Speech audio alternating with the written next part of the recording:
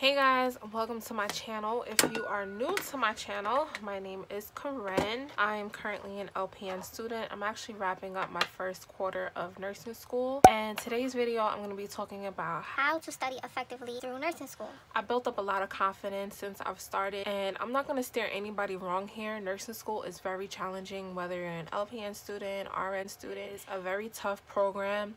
Really, when it comes down to it, you just got to find that balance and be organized and know how to time manage. And I'm actually going to make a separate video talking about how to find balance, but for right now I'm going to be talking about how I study.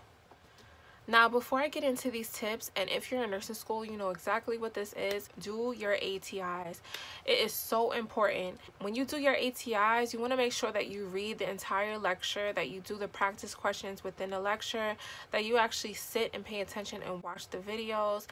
Also, as a tip, I would suggest that you guys, whether you're doing your post-test or doing the actual lesson practice questions, that you copy these type of questions as well as the rationale. So these ATI questions are actually NCLEX style questions, and it would be wise to keep a record of these type of questions, whether you keep them on your computer or in a notebook, but this is so good for reference. Alright, so my first tip would be get yourself a planner.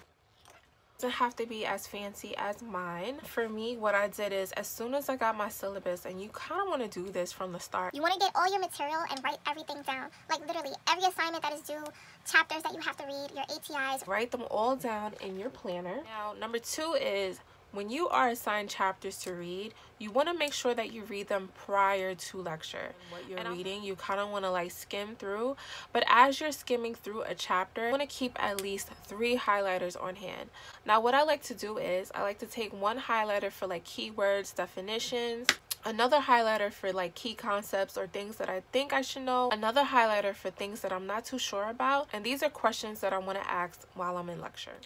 Alright, so my third tip would be everything that you highlighted while you were reading the chapter, you actually want to transfer this into an outline. Now, I know most professors, they work off of PowerPoint. Kind of like, it doesn't work for me because I know like as I'm reading things, I like to just organize it my way. But while you're in class and you already got yourself familiar with the material and you have an outline for yourself, that will serve as your personal PowerPoint. So all you have to do is plug information that your professor is going over and put that in your outline, and you could kind of like clean it up as the professor is talking. Also, this is good because that way you have questions, and this will actually boost your class participation, which is a good look for you as well. So I want to tell you guys, although this may sound tedious, that you're reading the chapter and you're highlighting things and you're making an outline, this is actually helping you absorb the information because you're reading it, you're writing about it. Now when you're in lecture, you're talking about it. Alright, my next tip would be, I would do this actually the following day after lecture. I would just give myself some time because I don't want to like overload my brain. So the next day, I would start making myself a quiz.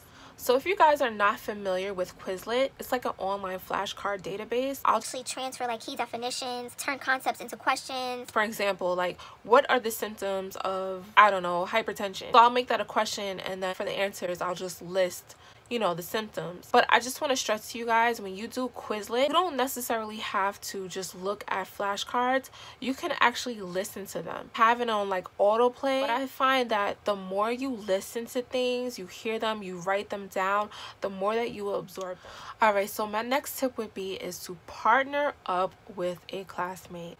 Do not be shy. Don't say, oh no, I'm better off studying alone. I get it. We all study differently. And trust me, I like to study on my own at first. But once I feel like I know the material, I really want is to have somebody else test me. Now, another side tip, and I feel like I should have brought this up earlier. If you are able to record your lectures, do so. Like, I'm telling you, this really helps, and I record all of my lectures. As soon as I come in the door and the professor starts talking, I start recording, because you never know if your professor is going to bring up something. So while you're in class, and I know professors do this, they go over PowerPoints really fast. You're trying to jot everything that they're saying down, and you know, you're not getting everything off the slide. But at least with a recorder, you're not missing anything. Alright, so my next tip would be, do not study while you're at home. If you have peace and quiet at home, you prefer being at home, being in your PJs, all that good stuff, more power to you. But I do not have that luxury at home. I cannot focus. I have way too many distractions. While I'm at school, I like to take advantage, sit there, go through my chapters, get it done, Boom. That way when I come home, I don't have to worry about, oh my gosh, I have to do X, Y, and Z. And then it just turns into a whole night of having to study the chapter, and then I'm up to like 4 o'clock in the morning trying to get it done.